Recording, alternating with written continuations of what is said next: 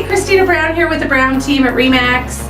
So, do you actually think that curb appeal actually does affect your value on your home? Of course, the answer is a resounding yes. Curb appeal is all about making that exterior of your home welcoming, appealing, attractive. It should be used to entice buyers. People that drive by or view it in a picture, you want them to want to buy your house. So yes, it starts with the outside. Remember, it is the first things buyers will see on your home, and it is the last thing as they're walking away to leave that lasting impression.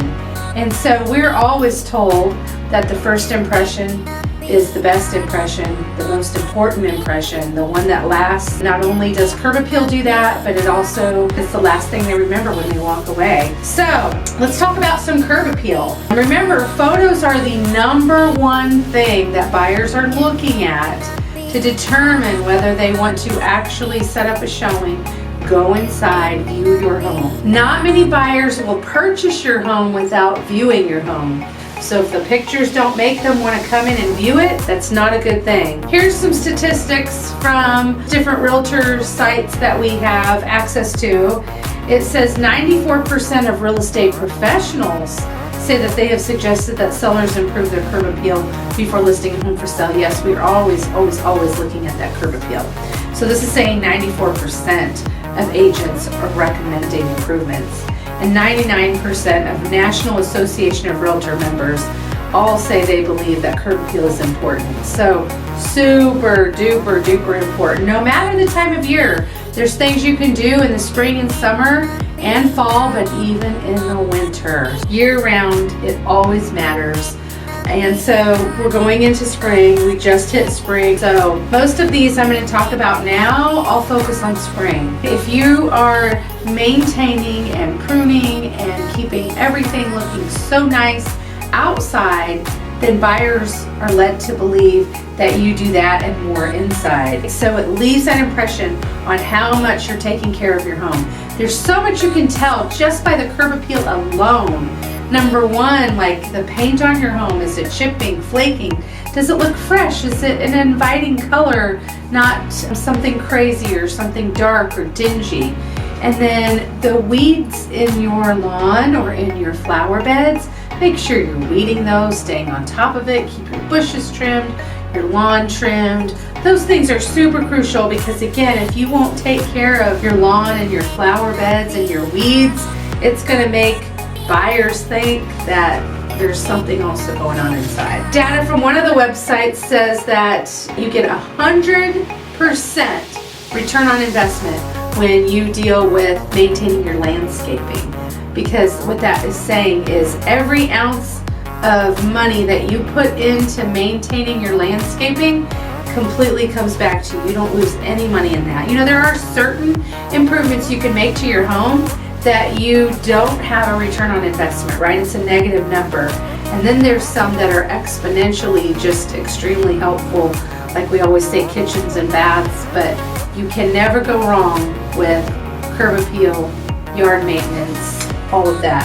#2, it also kind of shows the level of worth or value your home may have based on what amount or level of improvements and upgrades that you have done to the outside. If you have a really nice looking front door, it's painted a really nice color, you have nice looking flower pots out front and flowers in your flower beds and everything's pristine versus the door is old and dingy, everything's flaking off, your flower pots are cracked, and the flowers are dead, it's going to make them think you're not really spending any money on your home. And again, that can affect how they perceive the value of your home. Other things in that category are garage door. That's a big one. I hear so many buyers that move here from other places and they're like, why are garage doors so prominent here? It's like the first thing you see every time you pull into a house. It is true because we've lived other places and it's not been prominent like they are here. So garage doors are actually just as important, if not more important, than your front door. Also, if you have light fixtures hanging outside the side of your home and they're faded and they're broken and the lights are burnt out, that sends an impression too, and not a good one. If your trim is chipped, flaking, things like roof, windows, condition of driveways, sidewalks, all that stuff, buyers are going to see.